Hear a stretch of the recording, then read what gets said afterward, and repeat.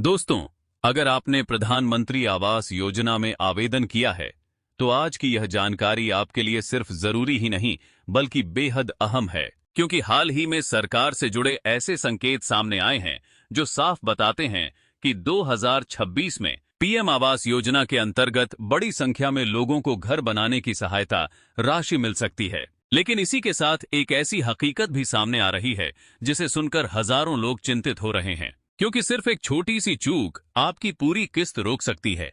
और सबसे बड़ी बात यह है कि कई लोगों को यह पता भी नहीं चलता कि उनकी किस्त क्यों अटक गई। इस वीडियो में हम आपको पूरी जानकारी विस्तार से बताएंगे।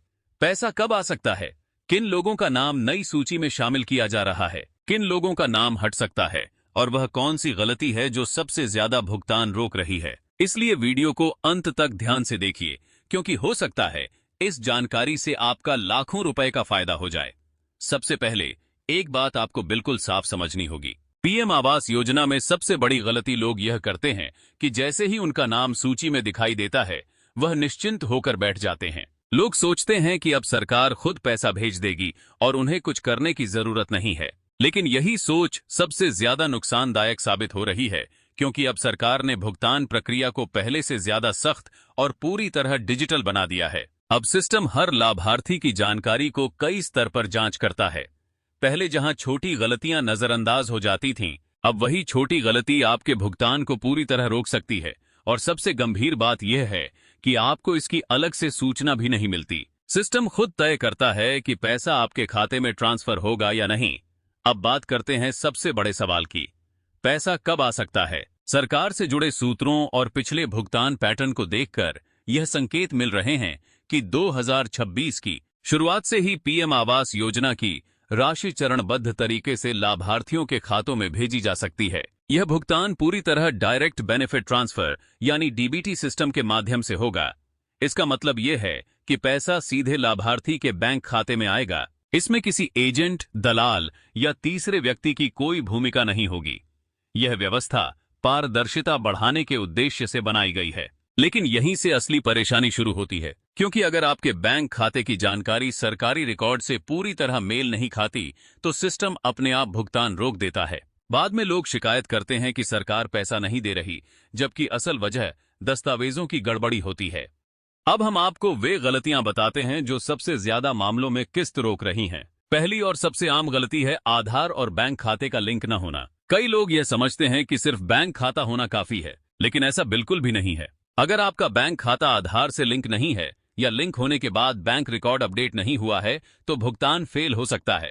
दूसरी बड़ी गलती है निष्क्रिय बैंक खाता। अगर आपका खाता लंबे समय से इस्तेमाल में नहीं है, उसमें लेन देन नहीं हो रहा या केवाईसी पूरी नहीं है, तो सिस्टम पैसा भेजने की कोशिश जरूर करेगा, लेकिन ट्रांजैक्शन फेल हो जाएगा। और एक बार ट्रांजैक्शन फेल होने पर प्रक्रिया दोबारा शुरू होने में काफी समय लग सकता है। तीसरी गलती है नाम, जन्मतिथि या अन्य विवरण में मामूली अंतर। कई बार आधार में नाम अलग होता है, बैंक खाते में स्पेलिंग अलग होती है, आवेदन फॉर्म में पिता का नाम अलग लिखा होता है। आपको यह छोटी गलती लग सकती है, लेकिन डिजिटल सिस्टम के लिए यह बड़ी समस्या बन जाती है। अब यहाँ एक सवाल बहुत जरूरी बनता है, अगर आपका नाम सूची में है लेकिन पैसा नहीं आया, तो आपको क्या करना चाहिए। सबसे पहले यह समझ लीजिए कि सिर्फ इंतजार करने से कुछ नहीं होगा। आपको खुद अपनी जानकारी की जांच करनी होगी। नई लाभार्थी सूची को लेकर अब धीरे धीरे स्थिति साफ हो रही है। जिन लोगों ने आवेदन किया था और पात्रता की सभी शर्तें पूरी की हैं, उनके नाम नई सूची में जोड़े जा रहे हैं। लेकिन यह प्रक्रिया पूरे देश में एक साथ नहीं हो रही है।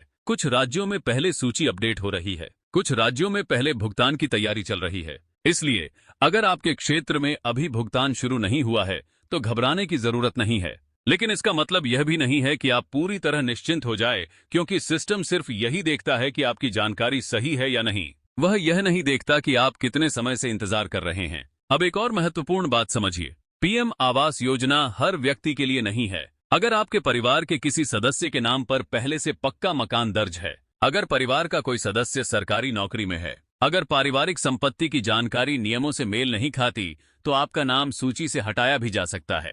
कई लोग यह सोचकर परेशान होते हैं कि उन्होंने खुद कोई गलती नहीं की, लेकिन जांच पूरे परिवार के आधार पर होती है। अब बात करते हैं कि आपको आज ही क्या करना चाहिए। सबसे पहला काम है अपने बैंक खाते की स्थिति की जांच करना। बैंक जाकर यह सुनिश्चित करें कि आपका खाता सक्रिय है, केवाईसी पूरी है और आधार सही तरीके से लिंक है। दूसरा जरूरी काम है मोबाइल नंबर की पुष्टि करना। आवेदन में जो मोबाइल नंबर दिया गया है वही नंबर चालू होना चाहिए, क्योंकि ओटीपी और भुगतान से जुड़ी सारी जानकारी उसी नंबर पर आती है। तीसरा काम है दस्तावेजों का मिलान करना। आधार कार्ड, बैंक खाता और आवेदन फॉर्म तीनों में नाम, जन्म तिथि और अन्य विवरण बिल्कुल एक जैसे होने चाहिए। अगर कहीं भी अंतर है तो तुरंत सुधार करवाइए। अब यहां एक और बड़ी सच्चाई समझ लीजिए। कई लाभार्थी ये मान लेते हैं कि अगर पहली किस्त नहीं आई तो अगली किस्त अपने आप आ जाएगी, लेकिन ऐसा बिल्कुल नहीं होता। अगर पहले चरण में कोई गड़बड़ी मिलती है तो आगे की सभी किस्तें वहीं अटक सकती हैं। यानी छोटी सी लापरवाही आपको पूरी सहायता से वंचित कर सकती है। ग्रामीण और दूर दराज के इलाकों में यह समस्या ज्यादा देखने को मिलती है। जानकारी की कमी, बैंक तक पहुंच में दिक्कत और नेटवर्क की समस्या की वजह से योग्य लोग भी पीछे रह जाते हैं। इसलिए जरूरी है कि सही जानकारी एक दूसरे तक जरूर पहुंचे। अब अफवाहों की बात कर लेते हैं। कई लोग कहते हैं कि योजना बंद हो गई है, कुछ कहते हैं पैसा सिर्फ चुनिंदा लोगों को मिलेगा और कुछ कहते हैं तारीख निकल चुकी है। इन सभी बातों पर भरोसा मत कीजिए। सच सिर्फ वही है जो सरकारी रिकॉर्ड और आधिकारिक सूचना में दर्ज है। जैसे जैसे 2026 नजदीक आएगा, जांच और सख्त होती जाएगी। जो लोग पहले से तैयार रहेंगे उनके लिए भुगतान प्रक्रिया आसान होगी। जो लोग लापरवाही करेंगे उन्हें परेशानी का सामना करना पड़ सकता है। अब खुद से 3 सवाल जरूर पूछिए। क्या आपने अपने बैंक खाते की स्थिति जांची है?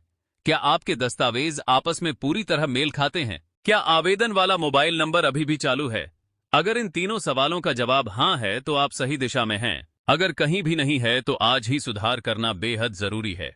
प्रधानमंत्री आवास योजना उन लोगों के लिए है जिनके लिए पक्का घर अब तक सिर्फ सपना था। सरकार इस सपने को साकार करने की कोशिश कर रही है, लेकिन आपकी सतर्कता भी उतनी ही जरूरी है, क्योंकि कोई भी सरकारी योजना तभी सफल होती है जब लाभार्थी भी अपनी जिम्मेदारी समझे। अंत में एक सीधी और सच्ची बात समझ लीजिए। योजना तैयार है, पैसा तय है, प्रक्रिया स्पष्ट है, लेकिन फायदा उसी को मिलेगा जो समय रहते अपनी जानकारी सही करवा लेगा। अगर आपने थोड़ी सी भी लापरवाही की तो यह मौका हाथ से निकल सकता है।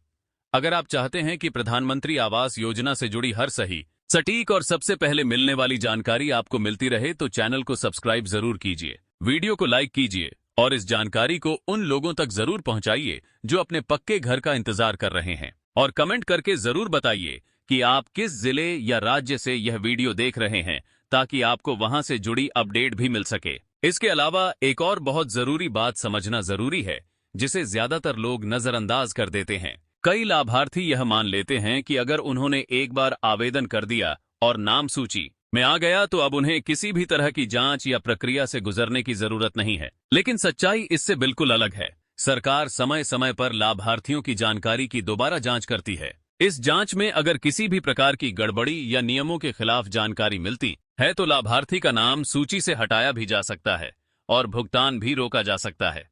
अब यहाँ पर आपको यह भी समझना होगा कि सरकार क्यों इतनी सख्ती कर रही है। पिछले कुछ वर्षों में यह सामने आया है कि कई जगहों पर ऐसे लोगों ने भी योजना का लाभ ले लिया जो इसके पात्र नहीं थे। इसी वजह से अब सिस्टम को पूरी तरह डिजिटल और पारदर्शी बनाया गया है। अब हर लाभार्थी की जानकारी आधार, बैंक और सरकारी रिकॉर्ड से मिलान करके ही भुगतान किया जाता है। अब एक और महत्वपूर्ण सवाल सामने आता है कि अगर किसी लाभार्थी का नाम सूची में नहीं आया है तो क्या वह दोबारा आवेदन कर सकता है?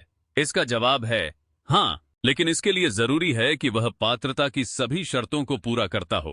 कई बार आवेदन में गलत जानकारी या अधूरे दस्तावेज होने की वजह से नाम सूची में नहीं आता। इसलिए आवेदन करते समय हर जानकारी सही और पूरी देना बहुत जरूरी है।